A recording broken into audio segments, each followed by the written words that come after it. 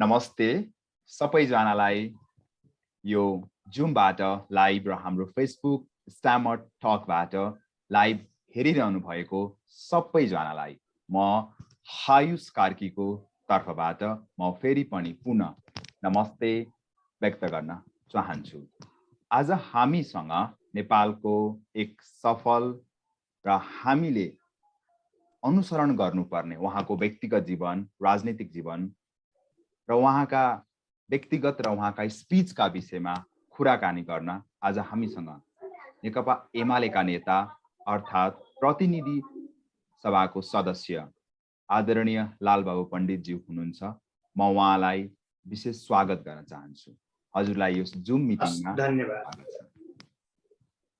म प्रश्न सुरुबाटै हजुरको जुन स्पिचको रेट छ, हजुरले कतिको ख्याल गर्नु भएको छ आफूले आफूलाई? मैले हजुरको भिडियो हिजो अस्ति पनि करिबन थुप्रै समय हेर्दै गर्दा हजुरको स्पिच एउटा असाध्यै एउटा नर्मल पिपलको भन्दा हामी स्लो देख्छौँ, अर्थात् यो स्ट्यामरहरूको लागि एउटा सिक्न लायक छ। हजुरले आफूले चाहिँ कतिको फिल गर्नु भएको छ व्यक्तिगत रूपमा? अब मानव प्राकृतिक शरीर र कतिपय कुरा प्राकृतिक हुन्छन्, रूप रङहरू प्राकृतिक हुन्छन्, त्यो आवाजको कुरा पनि प्राकृतिकसँग पनि जोडिएको हुन्छ, तर यसमा केही प्रोग्रेस पनि हुन्छ। मैले आफूले चाहिँ बोल्दाखेरि कहिलेकाहीँ म चाहिँ नर्मल अवस्थामा म बोल्छु। नर्मल अवस्थामा बोल्दाखेरि चाहिँ मलाई चाहिँ अलि स्लो नै गरेर बोल्नु उपयुक्त हुन्छ भन्ने लाग्छ। किन भन्दाखेरि प्रत्येक शब्दहरू सुन्ने व्यक्तिले अथवा हेर्ने व्यक्तिले चाहिँ प्रष्टसँग सुन्न सकुन्, बुझ्न सकुन् भन्ने एउटा कुरा हो। अर्को कुरा मसँग के हुन्छ भने कुनै पनि एउटा शब्द पनि मबाट गलत ननिक्लोस्, जसले गर्दाखेरि सोची सम्झी शब्दहरूको प्रयोग गर्नुपर्छ। र मैले खास गरी स्टेजहरूमा बोल्दाखेरि मेरो चाहिँ स्पिड चाहिँ अलि बढी हुन्छ र सर्वसाधारण गफ गर्दाखेरि अथवा टेलिभिजनसँग छलफलमा जाँदाखेरि अथवा भनौँ कि कतिपय एफएमहरूमा बोल्दाखेरि अथवा नर्मल अवस्थामा बोल्नु पर्दाखेरि मैले आफूले सकेसम्म नर्मल अवस्थामा बोल्ने कोसिस गर्छु।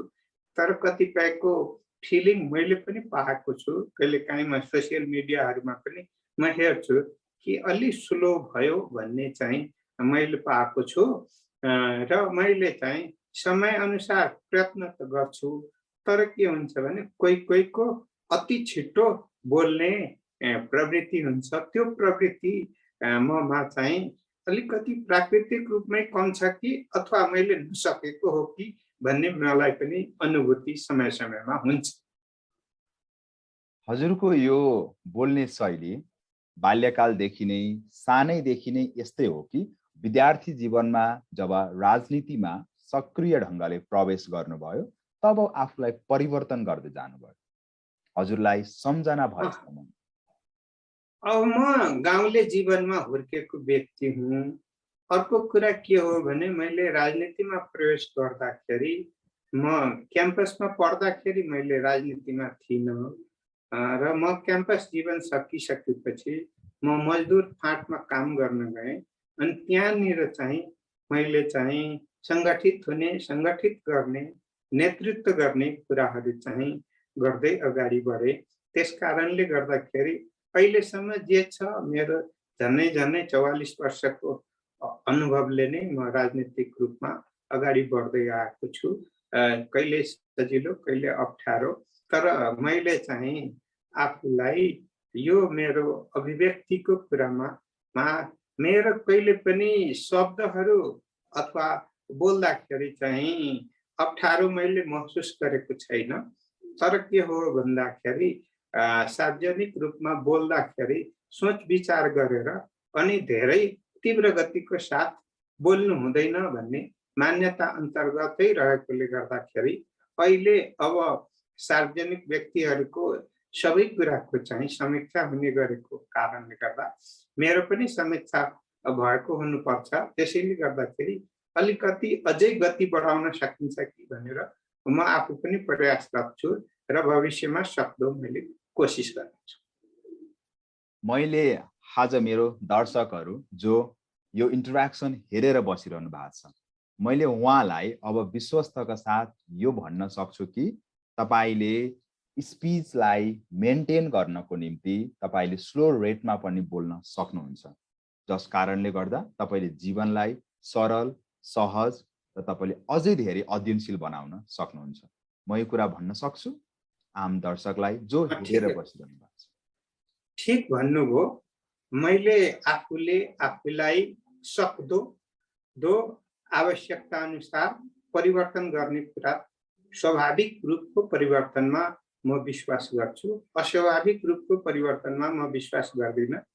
दुनियाका कतिपय व्यक्तिहरूले चाहिँ आफ्नो शरीरलाई विभिन्न चाहिँ आर्टिफिसियल कुराहरूको प्रयोग गरेर, कतिले सर्जरी गरेर, कतिले के गरेर आफूलाई राम्रो अथवा कसरी दुनियाको सामुन्नेमा चाहिँ आफूलाई राम्रोसँग प्रस्तुत गर्न सकिन्छ भन्ने लाग्छन्। तर म त्यसमाथि विश्वास गर्दिनँ। म प्राकृतिक रूपमा सहज र सरल रूपमा कसरी चाहिँ आफ्नो जीवनलाई देश र जनता समाजप्रति समर्पित गर्न सक्छु त्यसमा नै केन्द्रित निरन्तर रहन्छु। हुन्छ, हजुरको यो शब्द निकै नै मूल्यवान छ र सम्पूर्णको निम्ति एउटा प्रेरणाको स्रोत पक्कै पनि बन्न सक्छ। हामी जे छौँ, जस्तो अवस्थामा छौँ, हामीसँग भएका प्राकृतिक स्रोत साधनलाई नै हामीले बढीभन्दा बढी उपयोग गर्नु नै हाम्रो लागि र जीवनको लागि नै एउटा सरल अभ्यास हो। म हजुरको राजनीतिक जीवनमा प्रवेश गर्न चाहन्छु। सर्लाहीको धनगढा गाविसबाट जन्मिएर एउटा शिक्षा यात्राबाट र सामान्य किसान परिवारबाट हुर्किएर यहाँसम्म आइपुग्दै गर्दा आफूलाई 44 वर्षको यो उमेरसम्म आइपुग्दै गर्दा आफूलाई कसरी हेर्नुहुन्छ? जुन उद्देश्य बोकेर राजनीतिमा होमिनु भएको थियो, जुन लक्ष्य थियो परिवर्तनको, केही गरौँ भन्ने सेवाको भावनालाई शिरमा राखेर हिँड्नु भएको थियो तपाईँ, आज यो उमेरसम्म, यो समयसम्म आइपुग्दा साँच्चै तपाईले त्यो बेला जुन तपाईँ प्रारम्भकालमा हुनुहुन्थ्यो र आज म जति गर्छु यो राष्ट्रको लागि, समाजको लागि इमानदार भएर भन्ने अठोट तपाईले बोक्नु भएको थियो, कति पुरा गर्न सके जस्तो लाग्छ आफूलाई? मैले आफ्नो जीवन यात्रा चाहिँ बाङ्गो बाटोबाट नै, अर्थात् यसलाई सहज भाषामा भन्ने हो भने नागबेली आकारमा नै अगाडि बढ्दै आएको छु। मेरो परिवारमा राजनीतिसँग चाहिँ आबद्ध कोही पनि हुनुहुन्थेन र अहिले पनि हुनुहुन्न र मैले चाहिँ सुरुमा चाहिँ म ढिलो स्कुल प्रवेश गरेँ। झन्डै 8 वर्षको उमेरमा क ख ग घ मैले सिक्न थालेँ। लगातार 6 क्लासमा भर्ना भएर एसएलसी सम्म पास गरेँ। त्यसपछि कलेजमा आएँ र इन्जिनियरिङ गरेँ। त्यसपछि म काममा गएँ मजदुर क्षेत्रमा र मजदुर क्षेत्रमा काम गर्दै जाँदाखेरि त्यहाँ मैले विभेद देखेँ र विभेदको अन्त्य गर्नको निम्ति मैले चाहिँ आफूले लागेँ र त्यो लाग्ने सन्दर्भमै पछि देश र जनताको बीचमा रहेको विभेद, समाजमा रहेको विभेद र समस्याहरूलाई समाधान गर्नको निम्ति निरन्तर अगाडि बढे। यही सन्दर्भमा म चाहिँ पटक पटक कारागारमा पनि बस्नु पर्यो। मैले आफूलाई अध्ययन ब्याचलर लेभलको कारागारबाट नै मैले गरेँ र पछि भूमिगत जीवनमा राजनीतिक परिवर्तनको निम्ति लागे र नेपालमा राजनीतिक परिवर्तन भइसके पश्चात 2048 सालदेखि मैले जनताको प्रतिनिधिको रूपमा पटक पटक विभिन्न क्षेत्रको जिम्मेवारी पूरा गर्दै आएको छु र अहिले पनि म जनताको प्रतिनिधि छु। 2 पटक मन्त्रीमण्डलमा पनि गएँ र मलाई जहिले पनि सीमित घेराभित्र मात्रै परिवर्तनलाई हेर्नुपर्छ र समय ले परिवर्तनको जुन माग गरिरहेको छ त्यसलाई चाहिँ नकार्नु हुँदैन, त्यसलाई पछ्याउनु पर्छ र आफूलाई समयले नपर्खिने भएकोले गर्दाखेरि आफूले पनि समयलाई पर्खिनु हुँदैन र जहाँ जति सकिन्छ देश र जनता र समाजको निम्ति परिवर्तनको आफूले पाएको जिम्मेवारीको क्षेत्रबाट उत्कृष्ट गर्न प्रयास गर्नुपर्छ। त्यसमा सफलता असफलता भन्ने कुरा त पछि परिणामले देखाउने हो। कुनै समय असफल देखिएको कुरा, नकारात्मक देखिएको कुरा कालान्तरमा त्यही कुरा असल हुन सक्छ। त्यो इतिहासका पानाहरूबाट पनि हामी हेर्छौँ कि कुनै समयमा चाहिँ दण्ड पाएका र जुन कुरा ठिक हो भनेका चिजहरू पनि त्यतिखेर चाहिँ बेठिक ठान्नेहरूले दण्ड दिए, तर पछि कालान्तरमा सबैले स्वीकार गर्ने गरिकन चाहिँ ठिक साबित हो। त्यसकारण म ठिक जायजको पक्षमा निरन्तर लाग्छु, परिवर्तनको पक्षमा निरन्तर लाग्छु, तर सम्पूर्ण परिवर्तन मैले नै गर्न सक्छु, मेरै समयमा सम्पूर्ण परिवर्तन भइसक्छ भने म ठान्दिनँ। किनभने यो जीवन चक्रमा चाहिँ निरन्तर परिवर्तनको आवश्यकता भइरहन्छ र यसमा जसले जहाँबाट जिम्मेवारी पुरा गर्नुपर्ने हो आफ्नोबाट जिम्मेवारी पुरा गर्यौं भने हामी आफूलाई सफल देख्न सक्छौं र दुनियाँको नजरमा पनि सफलता प्राप्त हुन्छ, समाज परिवर्तन हुन्छ, देश परिवर्तन हुन्छ र परिवर्तनको चाहना भावना पुरा हुन्छ क्रमशः भन्ने मलाई विश्वास छ। त्यसकारण मैले आफूलाई त्यसरी प्रस्तुत गर्छु र त्यो चाहिँ जति मैले सक्छु गरेको छु र गर्न चाहन्छु। सबै पुरा नहोला, तर के हो भने समय क्रममा पुरा हुन्छ भने विश्वास र सकारात्मक सोच रहँदाखेरि चाहिँ मलाई के लाग्छ भने धेरैभन्दा धेरैसँग सरसल्लाह र सामूहिक सहयोगको साथ काम गर्दाखेरि गल्ती धेरै हुँदैन भन्ने होइन। गल्ती यदि कहीँ भएको छ भने तुरुन्तै त्यसलाई सच्याउनु पर्छ र सचिएर अगाडि बढ्ने प्रेरणा नै लिएर अगाडि बढ्दाखेरि चाहिँ हामी हाम्रो भविष्य उज्जवल देख्छौँ भन्ने मलाई विश्वास छ। ओके, तपाईले भन्नुभएको कुरालाई हामीले ग्रहण गरिरहेछौँ। मैले अर्को प्रश्न जोड्न चाहे, मूलत हामीले 46 देखि जब नेपालमा राजनीतिक परिवर्तनका घटनाहरू हामीले देख्यौं, अध्ययनका क्रममा हामीले हेर्यौं, 78 सम्म हामी आइपुग्दै गर्दा हाम्रा राजनीतिक नेतृत्व जो राज्य सञ्चालनको विधि भित्र पुग्नुहुन्छ, यो कतै नेतृत्व वर्गमा व्यवस्थापनको सिप कलाको कमीले गर्दा हामीसँग भएका स्रोत साधनलाई नै हामीले अधिकतम प्रयोग गर्न सकिरहेको छैनौं। यो विषयमा तपाई दुईपल्ट आफै पनि सरकारको नेतृत्व गर्नुभयो, जिम्मेवार मन्त्रालय सम्हाल्नु भयो, कस्तो अनुभव गर्नुभयो तपाईले व्यक्तिगत चाहिँ? मलाई अहिले के अनुभूति भइरहेको छ भने अहिले पोजिटिभ भन्दा नेगेटिभहरू बेला बेलामा चाहिँ बलिया हुँदा रहेछन्। अर्को कुरा के हो भने एउटै नेतृत्व सबै कुरामा सफल हुन सक्दैन। कोही परिवर्तनको निम्ति सफल हुन्छ भने कोही परिवर्तनलाई चाहिँ आत्मसात गरेर अनि त्यसलाई काममा रूपान्तरण गरेर परिणाम दिने कुरामा सफल हुन्छ। तर हामी के सोच्छौं भने एउटै नेतृत्व सबै कुरामा सफल होस् र त्यो सफलता चाहिँ मात्रै सफलता हो जो कि हरेक विषयमा सम्भव छैन। तर के हो भने नेतृत्वले हरेक विषयमा विज्ञहरूसँग सरसल्लाह लिएर आफ्नो भूमिकालाई त्यतिखेर निखार्न सक्नुपर्छ र त्यो के हो भने आफ्नो दायरालाई फराकिलो बनाउनु पर्छ। र मेरो अनुभूति के छ भने जब शक्तिमा पुग्छन् नेतृत्व व्यक्ति त्यतिखेर उनका वरिपरि चाहिँ कतिपय गलत व्यक्तिहरू गलत मनसाय लिएर पुग्ने गर्छन् र तिनलाई चिन्ने र तिनलाई पन्छाउन सकेनन् भने तिनै भित्र चाहिँ रमाउने स्थिति भयो भने परिणाम आउँदैन अथवा परिणाम उल्टो दिशातर्फ जान्छ। त्यस कारणले असल कामको निम्ति असल व्यक्तित्वको पनि सहयोगको आवश्यकता पर्छ र सकारात्मक सहयोगको आवश्यकता पर्छ र त्यसमा आफूलाई खुला पनि राख्न सक्नुपर्छ।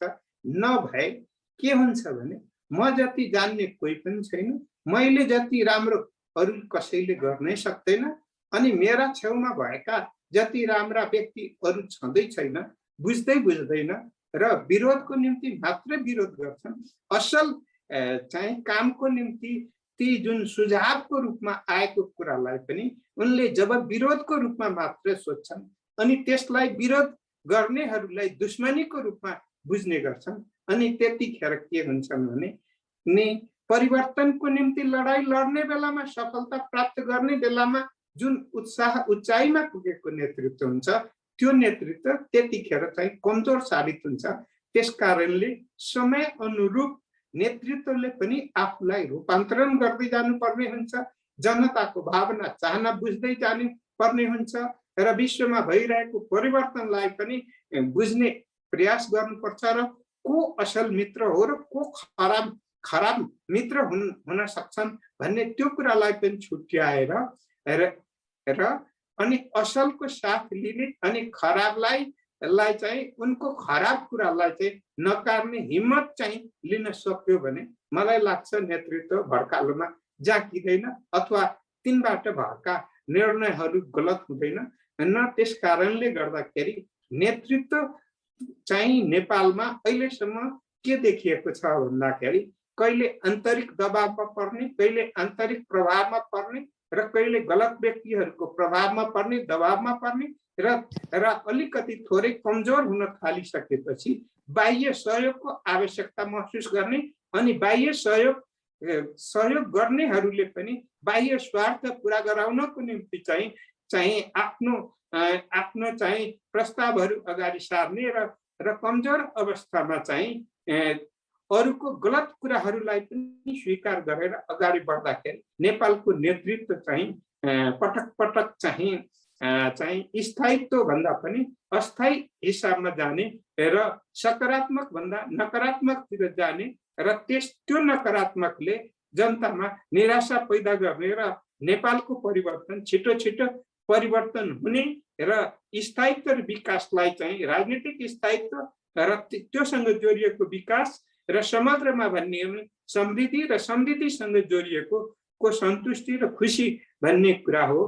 त्यो चाहिँ पछाडि पर्ने र त्यसले गर्दाखेरि परनिर्भरता बढ्ने र आफू पनि परनिर्भर हुन जाने सक्ने स्थिति र कहिले भएको पनि स्थितिले गर्दाखेरि जति अपेक्षा जनताले गरिरहेको र आशा र विश्वास गरिरहेको त्यो परिणाममा चाहिँ कमी देखिएको मैले पनि महसुस गरेको छु र यस दिशातर्फ नेतृत्व पङ्क्तिमा पनि मैले चाहिँ सल्लाह सुझाव दिने र त्यसबाट बच्ने र सार्वजनिक रूपमा पनि अभिव्यक्ति मैले चाहिँ गर्दै आइरहेको छु र हरेक व्यक्तिले चाहिँ आफ्नो कमजोरीलाई पहिला बुझेर आफूले नै आफ्नो कमजोरी हटाउने र सफल बन्ने दिशातर्फ केन्द्रित हुनुपर्छ भन्ने मलाई लाग्छ र मैले आफूलाई प्रयत्न त्यस दिशातर्फ केन्द्रित गरिरहेको छु। तपाईकै पार्टीको सरकार चुनाव पछाडि करिब 2/3 बहुमतको शक्तिशाली सरकार बन्यो। तपाईले कसरी महसुस गर्नुभयो? तत्कालीन प्रधानमन्त्रीज्यूले मन्त्रालय चलाउँदै गर्दा, शासन व्यवस्था सञ्चालन गर्दै गर्दा जनतालाई दिनुपर्ने सर्भिस जुन स्थानीय तहसम्म छ, वडासम्म छ, त्यो विषयमा उहाँले सम्बन्धित क्षेत्रका विज्ञ, चाहे देशभित्रै होस् चाहे बाहिर होस्, चाहे कुनै पनि सेवामा होस्, चाहे त्यो सेवाभन्दा निवृत्त भइसकेको व्यक्तिलाई उहाँले सही ठाउँमा right man at right place र राइट टाइमको अवधारणा चाहिँ ल्याउनु भयो या ल्याउनु भएन? तपाईलाई के लाग्छ तपाईले अहिले हेर्दै गर्दा?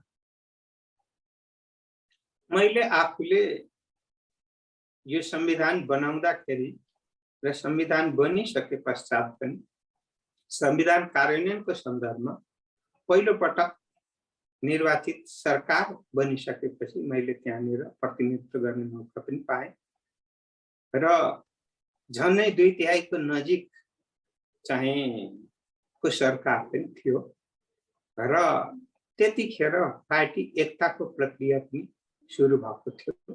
हामी चुनाव संयुक्त भएर लडेका थियौँ।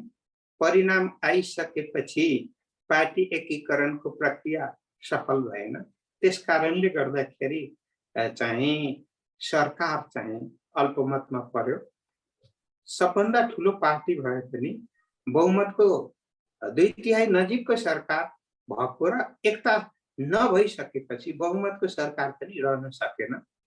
र अलिकति नेतृत्वमा आएको थोरै भन्ने हो भने आत्मकेन्द्रित सोच र अर्को कुरा के हो भन्दाखेरि पद प्राप्तिपछि पदको रक्षा गर्ने र हटाएर पुनः पद प्राप्ति गर्ने तिर चाहिँ नेतृत्व बीचमा देखिएको जुन खिचातानी थियो त्यसको प्रभावले गर्दाखेरि अहिले नेकपा एमाले प्रतिपक्षमा छ।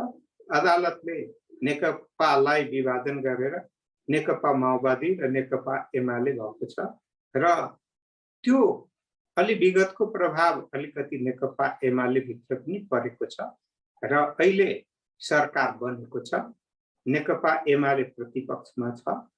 तर के हो भन्दाखेरि मैले यसैलाई अलिकति केन्द्रबिन्दु राखेर मैले भने कति सफल कति असफल भन्ने हो भने प्रयासको सन्दर्भमा कमी भएकै हो र अर्को कुरा के हो भने अलिकति अहमता उत्पन्न भएकै हो र त्यसपछि चाहिँ नेतृत्वमा अहिले मैले नेतृत्वमा पुगिन भने कहिले पुग्दिन कि भनेर चाहिँ त्यो चाहिँ मनोबल चाहिँ केही नेताहरूमा पैदा भएको कारणले गर्दाखेरि अहिले नै जति हुन्छ बाँडीचुरी नेतृत्वमा जान खोजेकै हो र त्यो सम्भव नभएपछि त्यसले असन्तुष्टिले पारेको प्रभाव एक त सरकारबाट बाहिरिनु पनि पर्यो। अर्कोतिर भन्ने हो भने अनि सुरुको अवस्थामा जुन गतिको साथ काम अगाडि बढ्यो त्यसमा त्यो गतिमा अलिकति कमी आयो र अहिलेले राजनीतिक स्थायित्व जुन को कुरा हो राजनीतिक स्थायित्वमा राजनीतिक अस्थिरताको प्रभाव परेकै हो र राजनीतिक अस्थिरता भएपछि त्यसको सबै क्षेत्रमा प्रभाव पर्ने भएकोले गर्दा विकास निर्माणमा पनि पर्ने नै हो। तर मलाई दुःख के लाग्छ भने कि नेपालमा यो कोरोना महामारीको सवालमा एजेन्डा त्योसँग जोडिएर बन्नु पर्थ्यो। एजेन्डा विकास निर्माणसँग बन्नु पर्थ्यो। एजेन्डा सुशासनसँग बन्नु पर्थ्यो। तर के भयो भने नेपालका राजनीतिक पार्टीमा पद प्राप्ति गर्ने र पदलाई रक्षा कसरी गर्ने भन्नेतिर केन्द्रित हुन गएको कारणले गर्दा जनतामा अलिकति निराशा अलिकति आक्रोश र अलिकति चाहिँ राजनीतिप्रतिको वृत्तृष्णा पनि त्यसले देखा पर्यो। त्यो चाहिँ नहुनुपर्ने काम भयो। तर के हो भने यसलाई सम्हालेर र अहिले राजनीतिक रूपमा स्थायित्वतिर विकास निर्माणतिर र चाहिँ कोरोना महामारीबाट बच्नेतिर र अझै भन्ने हो भने जुन सरकारले चाहिँ सुखी नेपाली समृद्ध नेपाल भन्ने चाहिँ नाराले जुन ल्याएको थियो त्यसै नारालाई चाहिँ मलाई लाग्छ अहिलेको सरकारले पनि सुखी नेपाली समृद्ध नेपाल र अझै यसको परिणामसँग जोडिएर जानु हो भने नि दुनियाँमा नेपालको नयाँ पहिचान र अझै भन्ने हो भने नेपाली खुसी र अझै जुन विदेशमा नेपालीहरू नेपालमा रोजगारीको अवसर नपाएर असन्तुष्टि भएर विदेशमा बढी पलायन हुने र त्यो पलायनबाट कामको खोजीमा पनि जाने र कतिपय अध्ययनको सिलसिलामा पनि जाने र कतिपय चाहिँ नेपालै छोडेर जाने जुन प्रवृत्ति छ नेपालले नेपालीलाई आकर्षित गर्ने गरिकन नेपालको राजनीतिक पार्टीहरूले पनि सबै नेपालीहरूलाई चाहिँ रोजगारीको सिर्जना गर्दै नेपालको विकास र समृद्धिमा चाहिँ एक भएर अगाडि बढ्ने हो भने मलाई लाग्छ कि अहिले नेपालीहरूको विदेश केन्द्रित जुन खास गरी युवाहरूमा सोच छ त्यो सोचलाई रूपान्तरण गरेर स्वदेश र नेपाल केन्द्रित बनाउन सक्यो भने त्यो ठुलो सफलता प्राप्त हुन्छ भन्ने मलाई लाग्छ। त्यसकारण निराशालाई चिर्नु छ र आशा जगाउनु छ सम्पूर्ण नेपालीमा भन्ने मलाई लागिरहेछ र यो दिशातर्फ सबै केन्द्रित हुनुपर्छ भन्ने मलाई लाग्छ। हाम्रो सरकार पनि सञ्चालन भएका लामो समय पछाडि लोकतन्त्रको हव्यास पछाडि सरकार लोकप्रियताका लागि अलिक बढी केन्द्रित भएर जुन समावेशी सर्भिस डेलिभर गर्नुपर्ने थियो, सुशासन कायम गर्नुपर्ने थियो, विकासमा जनसहभागिताको उल्लेखनीय सहभागिता सुनिश्चित गर्नुपर्ने थियो, आवश्यकतामूलक विकास गर्नुपर्ने थियो, दिगो विकासका अवधारणालाई पूर्ण रूपमा पालना गर्नुपर्ने थियो, त्यो विषयमा राज्य चुकिरहेछ नि। नेपालमा मैले एउटा कुरा चाहिँ अलि अनौठो देख्छु। त्यो के हो भन्ने, प्रतिस्पर्धा त प्रतिस्पर्धा, तर प्रतिस्पर्धा सकारात्मक प्रतिस्पर्धा पनि हुन्छ र नकारात्मक प्रतिस्पर्धा पनि हुन्छ। नेपाल दुनियाँमा चाहिँ सकारात्मक प्रतिस्पर्धा बढी देखिन्छ, नेपालमा चाहिँ नकारात्मक प्रतिस्पर्धा अलि बढी देखिन्छ।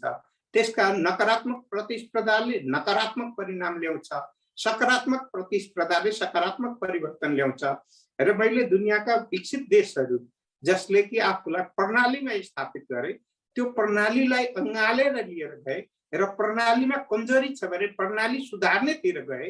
नेपालमा के छ भने कुनै प्रणाली चाहिँ अलिकति बनाइयो र त्यसले परिणाम दिन थाल्यो भने त्यो प्रणालीलाई भत्काउने, सुदृढ गर्ने होइन कि भत्काउने र चाहिँ प्रणाली भत्किएर अनि चाहिँ मुख हेरेर सन्तुष्टि दिन खोज्दाखेरि चाहिँ थोरै सन्तुष्ट हुने र धेरै असन्तुष्ट हुने।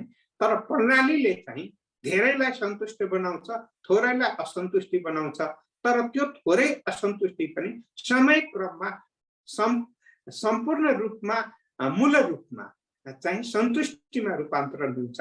त्यस जसले प्रणालीलाई चाहिँ पहिलो प्राथमिकता दिए ती देशहरू विकसित छन्, राजनीतिक स्थायित्व छन् र त्यहाँ समृद्धि छ।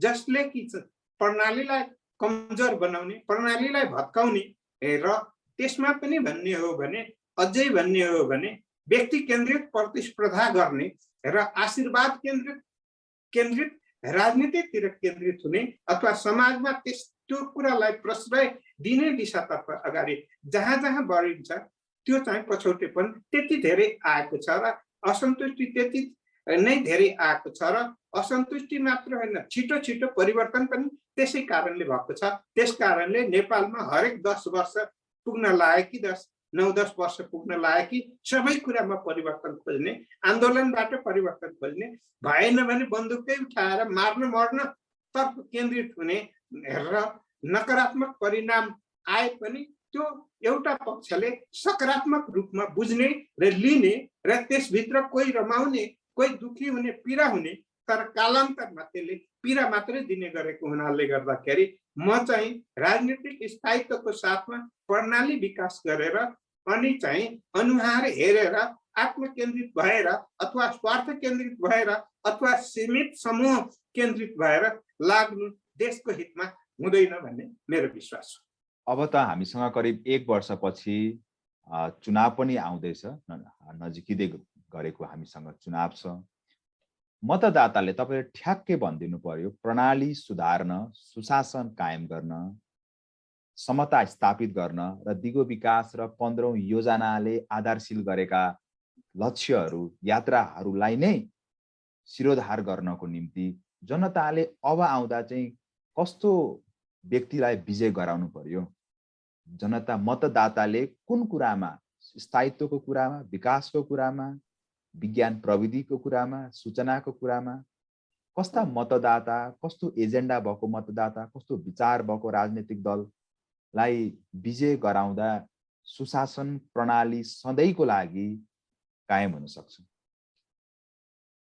मैले चाहिँ देखिरहेको छु रोजगारीलाई प्राथमिकता दिने, अर्कोतर्फ राष्ट्रिय उत्पादनलाई वृद्धि गर्ने, परनिर्भरतालाई कम गर्ने, राजनीतिक स्थायित्वलाई ठाउँ दिने र राजनीतिक पार्टीभित्र पनि जसले बढी गलत कामहरू गरेका छन् तिनीहरूलाई, कुनै पनि राजनीतिक पार्टीमा किन नहोस्, तिनीहरूलाई व्यक्ति राजनीतिक पार्टी हेरेर भोट दिने त एउटा कुरा हो, तर राजनीतिक पार्टीभित्र पनि असल व्यक्तिहरूलाई प्रोत्साहित गरेर जनताको प्रतिनिधिको रूपमा स्थापित गरेर जाँदा राजनीतिक प्रणालीमा पनि परिवर्तन हुन्छ, देशमा पनि परिवर्तन हुन्छ। तर चुनावको समयमा कतिपय अतिरिक्त क्रियाकलापहरू हुन्छन् र ती अतिरिक्त क्रियाकलापहरूमा कतिपय लोभिने, मोहिने र कतिपय चाहिँ प्रभावित हुने हुन्छन्। त्यो चाहिँ आफ्नो अधिकारको सही सदुपयोग, आफ्नो उज्जवल भविष्यको निम्ति, देशको विकासको निम्ति, राजनीतिक स्थायित्वको निम्ति र सेवा प्रवाहलाई चाहिँ गति दिनको निम्ति, जनमुखी बनाउनको निम्ति र जनताको प्रतिनिधि सार्वजनिक रूपमा जनताको बीचमा रहने, सुख दुःखको मित्र बन्ने किसिमको चाहिँ हुनुपर्छ भने मलाई लाग्छ। तर असल मित्र हुन्, गलत काम गरेर पनि अनि चाहिँ मेरो निम्ति चाहिँ असल भइदिउन् भन्ने ठान्नु हुँदैन। किनभने गलतलाई गलत भन्न सक्नुपर्छ, सहीलाई सही भन्न सक्नुपर्छ र कहिलेकाहीँ कोही व्यक्ति कसैको निम्ति असल हुन सक्छ तर आम रूपमा गलत हुन सक्छ, गलत प्रवृत्ति बोक्न सक्छ, गलत राजनीति बोक्न सक्छ, गलत राजनीतिक परिणामबाट फाइदा लिन सक्छ। त्यसकारण त्यस्तोलाई चाहिँ निरुत्साहित गर्ने र असललाई, सकारात्मक सोचलाई र जनताको बीचमा जनतासँग सधैँ सरकार राख्ने खुला पारदर्शी नेतृत्वलाई चाहिँ अग्रसरता दिनुपर्छ भन्ने मलाई लाग्छ। को कति सफल, को कति असफल भन्ने हो भने 100मा 100% सफल कोही हुन सक्दैन, तर तुलनात्मक रूपमा चाहिँ सफल, जनमुखी र राष्ट्र प्रति समर्पित, जनता प्रति समर्पित, समाज प्रति समर्पित जनप्रतिनिधि नै रोज्नुपर्छ भन्ने मलाई लाग्छ। तपाईको पार्टीमा चाहिँ राजनीति गर्ने व्यक्तिको करियरको हिस्ट्री हेरेर होस् या उसले राजनीतिमा पुर्याएको योगदानको आधारमा उसलाई कदर गर्ने र राजनीतिको नाममा अनेकन बदमास गर्नेहरूलाई दण्डित गर्ने त्यो सुविधा चाहिँ कतिको छ?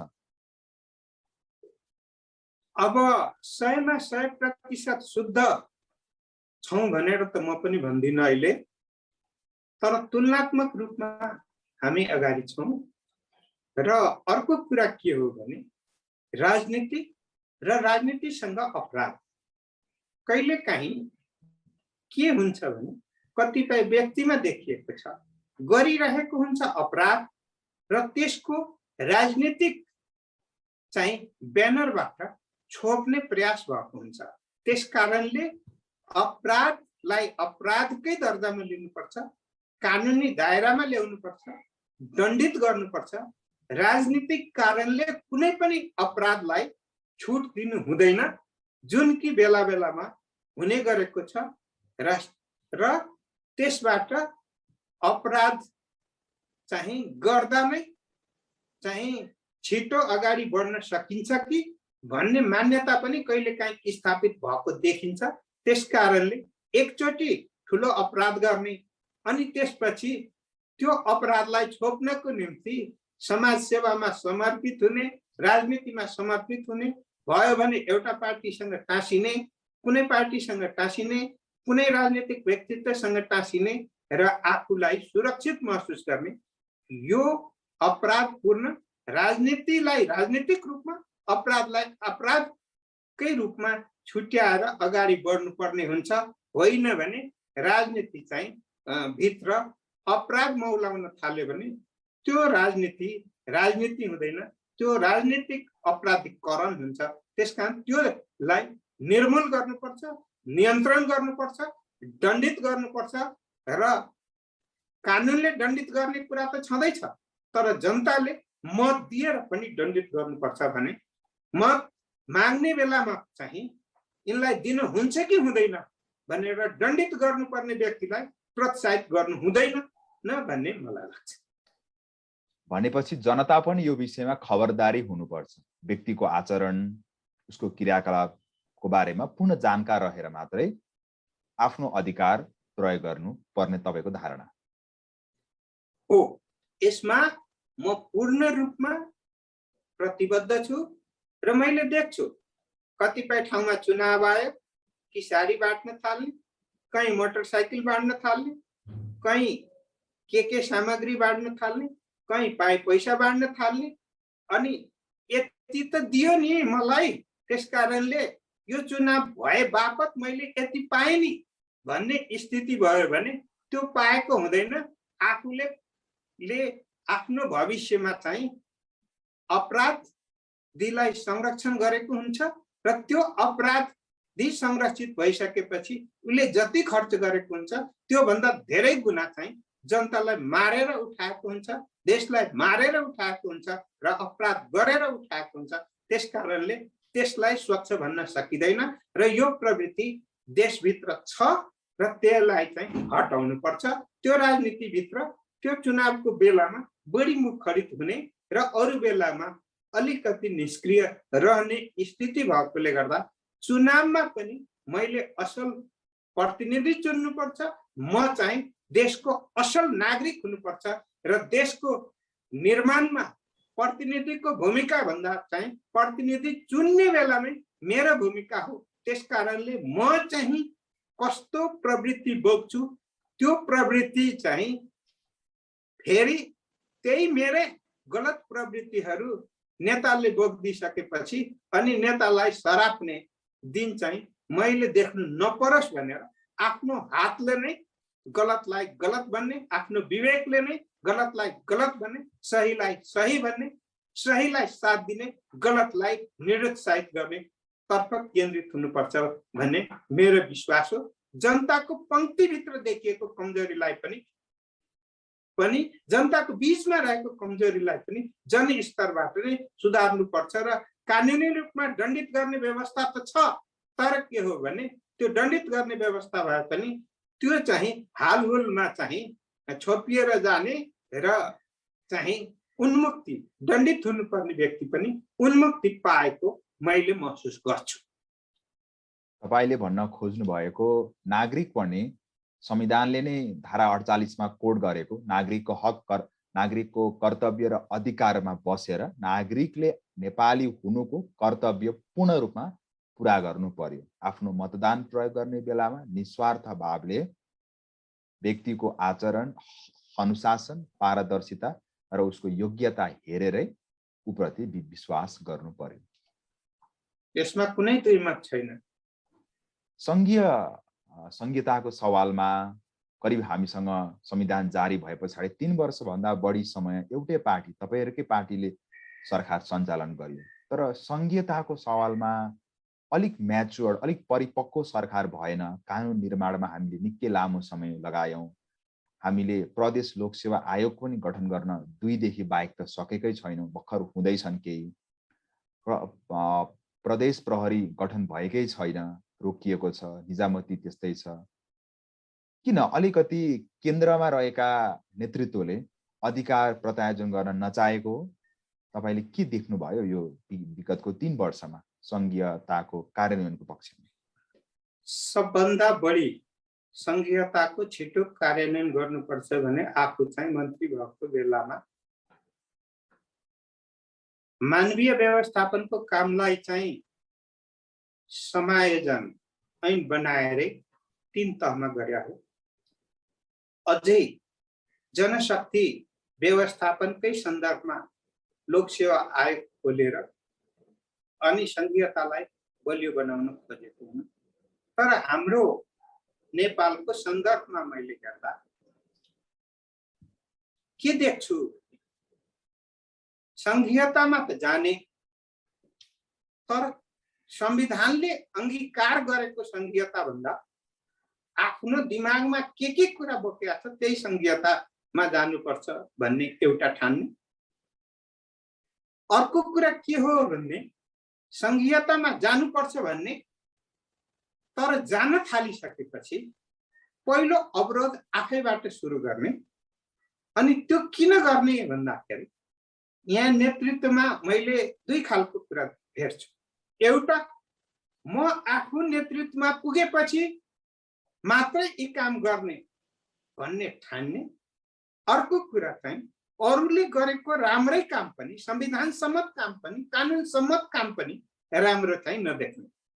त्यो किन भन्दाखेरि आफूले राम्रो कामलाई राम्रो पनि भन्न नसक्ने, आफूले गरेको नराम्रो काम भए पनि त्यसैलाई मात्र राम्रो भन्नुपर्ने, अनि अर्को तत्व चाहिँ काम गर्न दिएन, काम गर्न सकेन भनेर अनि बदनाम गरेर अनि छिटो चाहिँ आफू त्यहाँ पुग्न सकिन्छ भन्ने त्यो गलत मनोदशा बोकेको नेताहरूले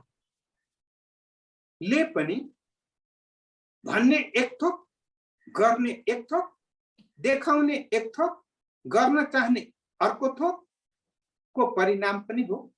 र अर्कोतिर संघीयताका जति मुलुकहरू केन्द्रीय प्रणालीबाट संघीय प्रणालीमा रूपान्तरण भए, नेपालमा जति छिटो संघीयतामा हामी रूपान्तरित भयौं र त्यो दिशा पक्र्यो, यो छिटो चाहिँ अन्य देशकाहरूले पनि छिटो पक्रेका थिएनन्। उनीहरूले छिटो पक्रेकोमा नेपाललाई चाहिँ उनीहरूले बधाई दिने र शुभकामना दिने, तर नेपालका नेताहरूले के ठान्ने भने एकै रातमा चटक देखाएर अनि सबै कुरा अवरोध बीचमा पनि सबै पूरा भयो भने पूरा गर्न परिणाम खोज्ने जुन प्रवृत्ति छ त्यो प्रवृत्ति गलत प्रवृत्ति र त्यसले गर्दाखेरि चाहिँ जुन हदसम्म संघीयताको गति पक्रेको छ तुलनात्मक रूपमा कम पक्रेको छैन तर पूर्ण भएको छैन। जहाँसम्म मैले आफैले मैले सम्हालेको मन्त्रालय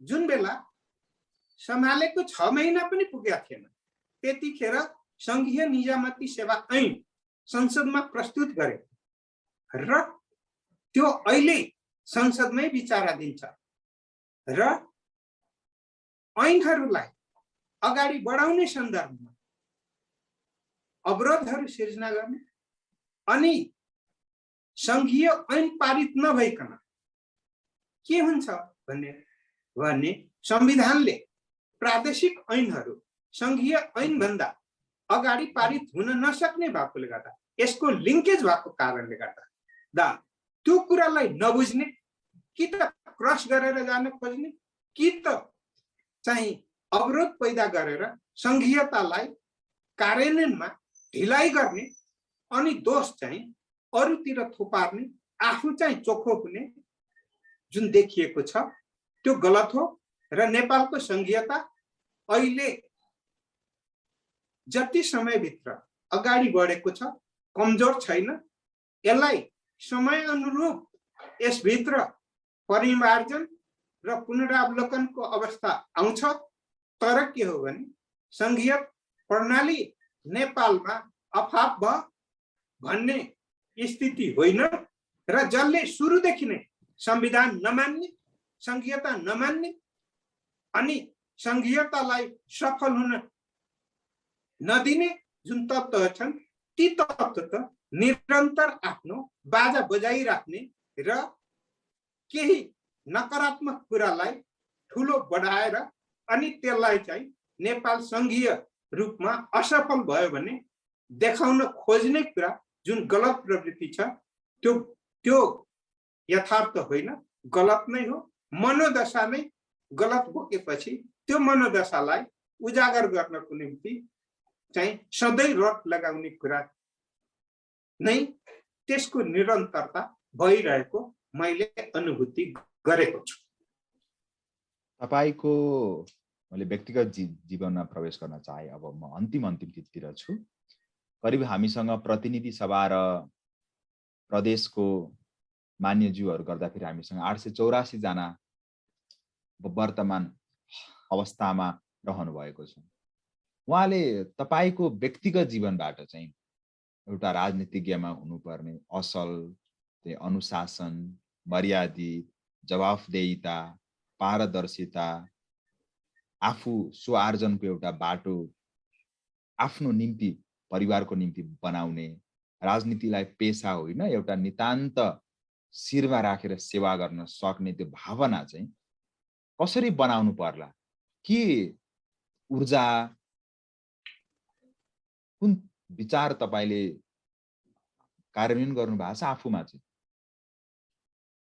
मैले के देख्छु भने राजनीति सेवा हो, पेशा होइन। कहिले यो सेवा पूर्णकालीन हुन्छ, कहिले चाहिँ आंशिक हुन्छ। तर म एउटा कुरा सम्झिन्छु कि 2048 सालमा पहिलो पटक बहुदलीय प्रणालीबाट प्रतिनिधि सभाको निर्वाचन भएर हामी संसदमा गयौं। त्यतिखेर 3.5 वर्षपछि संसद विघटन भएको थियो र हामी विघटन भएर विदाई भएर जाँदै थियौं। त्यतिखेरका सभामुख दमननाथ ढुङ्गानाजीले एउटा कुरा चाहिँ भन्नुभएको थियो कि जनताको बीचमा जनताले मान्य बनाए। मान्य भनेको कुनै पद होइन, मान हो।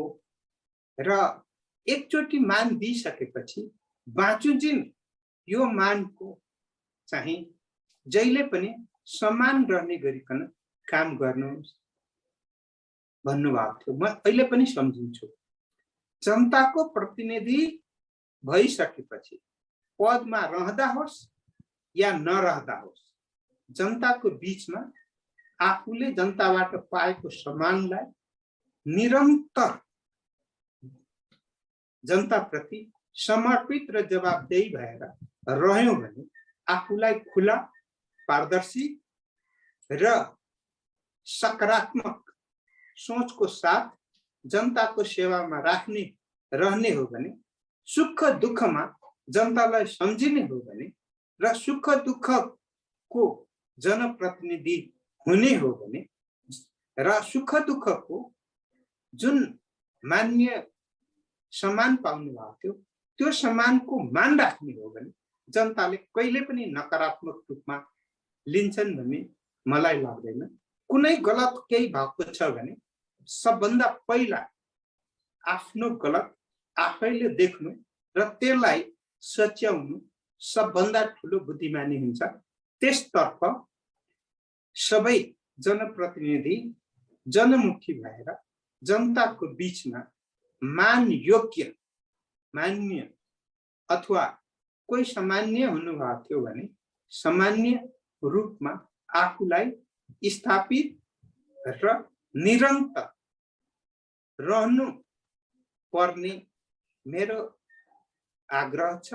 त्यस कारणले गर्दा म आफू त्यो दिशामा केन्द्रित छु र यदि ठिक लागेछ भने यो दिशामा चाहिँ सबै लाग्नुस्, प्रेरणा मिलोस्, शुभकामना छ। धन्यवाद।